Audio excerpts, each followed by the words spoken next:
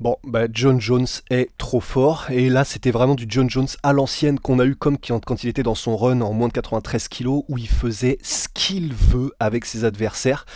Bah là en fait on a tout simplement eu un Stipe et pourtant il n'était pas venu lent, il n'était pas venu pas motivé ou quoi, c'était un peu le Stipe j'ai trouvé de d'habitude en termes de vitesse. Alors forcément 42 ans il était peut-être un petit peu plus lent, mais à l'œil nu ça se voyait pas forcément. C'est juste que on a eu le John Jones qu'on espérait voir en tout cas et qu'on pensait, c'est-à-dire harcèlement dans tous les sens. Il est arrivé et il y a eu du clinch, il y a eu des mises au sol, il y a eu de l'anglaise, il y a eu des kicks absolument magnifiques, et d'ailleurs ça a été le début de la fin dès les premières secondes quand il a installé ses low kicks et ses middle avec le bout du pied pour bien venir creuser soit le foie soit le plexus, et là en l'occurrence c'était le plexus. Peut-être Jean-Charles Kaborski a quelque chose à voir là-dedans vu qu'ils se sont entraînés ensemble pendant le training camp. Mais en tout cas, dès le début et pendant tout le combat, Stipe n'a pas vraiment existé. Il a touché de temps en temps, mais on sait que John Jones avait un menton. Je m'emballe un petit peu, générique, et on parle de tout ça les gars, mais vraiment, c'était beau quand même. As-tu entendu la foule? Gladiator 2. Voilà, donc en fait, dès le début, dès les premières secondes, on a compris que, alors oui, John Jones, c'est vrai, il n'a pas forcément le pouvoir dans les mains d'un Stipe Miocic, d'un Francis Ngannou, d'un Thomas Spinal, mais il fait mal quand même. Et sa maîtrise du MMA et le fait qu'il est tout le temps en train de dépasser ses adversaires fait qu'il est capable de leur mettre des coups qui soit ne voient pas venir, soit qu'il les dépasse, donc ils sont pas capables de se défendre correctement. Et là, c'est ce qui a amené le début de la fin contre Miocic, puisque dès les premières minutes, avec ce kick au foie qui a clairement marqué Miocic, et on l'a vu, bah en fait, à partir de là, il a pu dérouler, et c'est ce qui a, d'ailleurs, dès les premières minutes, donné lieu au takedown, puisque juste après ce kick, on a vu que quand il faisait des feintes John Jones, ben ensuite on voyait un Miocic qui se tournait et qui se mettait dans une position en mode je ne veux pas recevoir ce kick de nouveau, et c'est ça qui a amené le fait que John Jones s'est approché et l'a mis au sol parce que Miocic était littéralement de profil pour ne pas se faire kicker. C'est ce qui a fait la mise au sol, un premier round où ensuite après ça c'était mais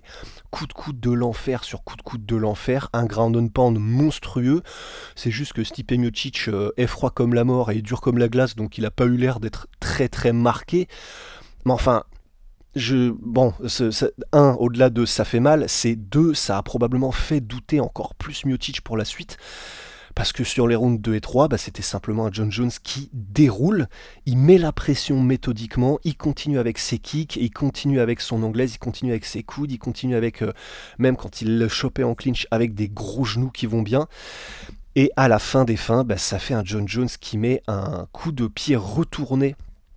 dans les côtes de Miocic, et c'était soit le coup de trop avec l'accumulation de coups au corps, soit c'était juste que le coup en lui-même était trop puissant, parce que ça fait quand même de l'énergie cinétique que tu prends seulement dans les côtes d'un mec. Alors certes il était plus léger que Miocic sur le combat, mais John Jones faisait quand même près de 108 kilos. Bon, quand c'est bien fait, un gros coup de talon, grosse ruade de cheval de ses morts dans les côtes, bon, même si c'est Miocic, voilà, ça pardonne pas. Et donc, une victoire par TKO au round 3 de la part de John Jones après une performance maîtrisée à 100%. Et même les coups qu'il a pris où Miocic le touchait bien, alors c'était pas des énormes patates, mais on sait à quel point Miocic n'a pas besoin de beaucoup d'espace, il n'a pas besoin de faire des énormes coups de moulin avant pour mettre des patates qui mettent KO. On l'a vu, souvenez-vous, contre Verdum, mais contre même dans d'autres combats, il a vraiment besoin que de ça comme espace pour mettre des KO. Bah là, ça n'a aucun moment, ça n'a fait de différence, et ça n'a semblé vraiment gêner John Jones, qui avait aussi des superbes mouvements défensifs, des belles esquives, il gérait bien ses déplacements dans la cage, enfin vraiment. En fait, ce qui est terrible, c'est que c'est pour ce genre de performance que on dit toujours que John Jones est, si ce n'est dans la conversation des 3 meilleurs combattants de tous les temps, c'est que il n'y a personne qui est capable à ce niveau de compétition de faire un tel MMA total et de dominer autant ses adversaires partout. Voilà, maintenant qu'on a vu un peu le technique, bon,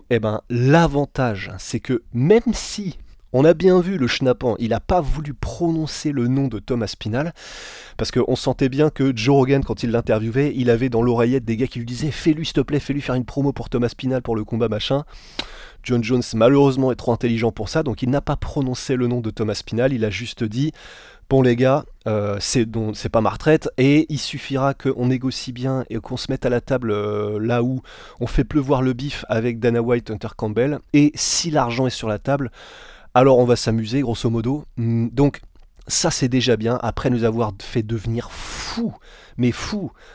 pendant les semaines et les mois précédents, en ne voulant surtout pas parler de Thomas Spinal et en refusant tout combat contre lui.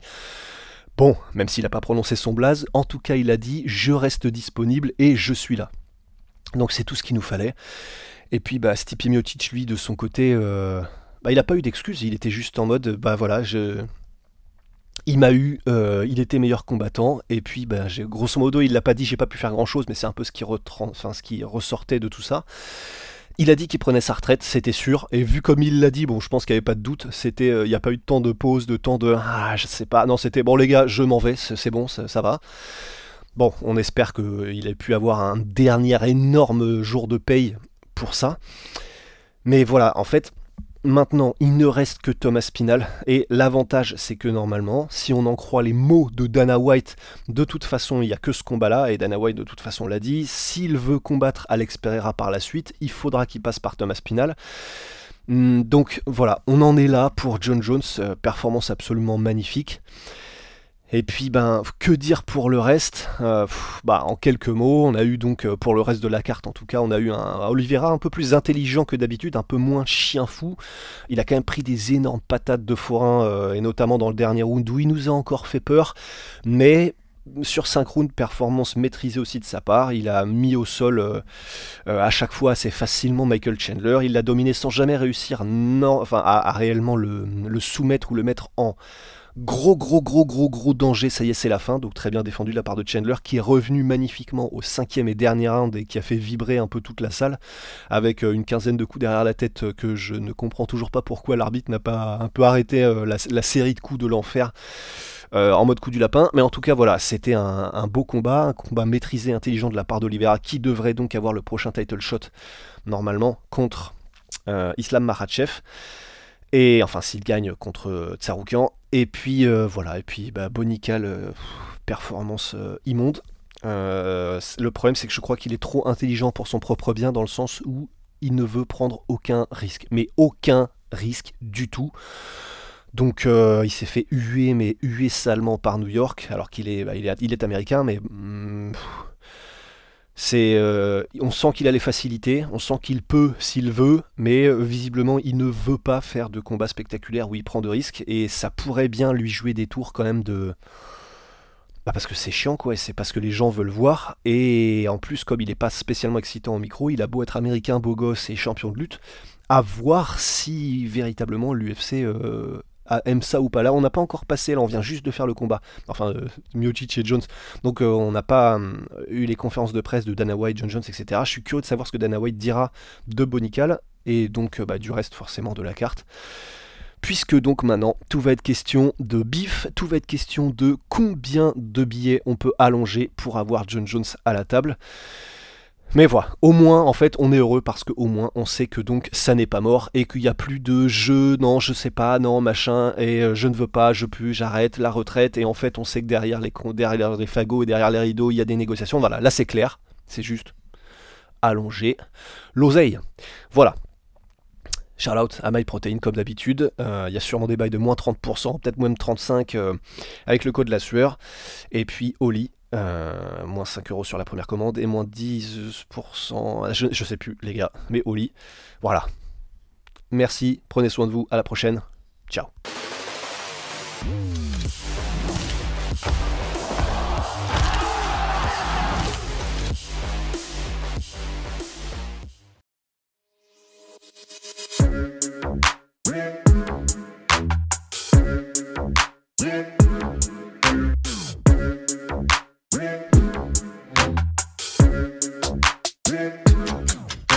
I'm fucking coming for you!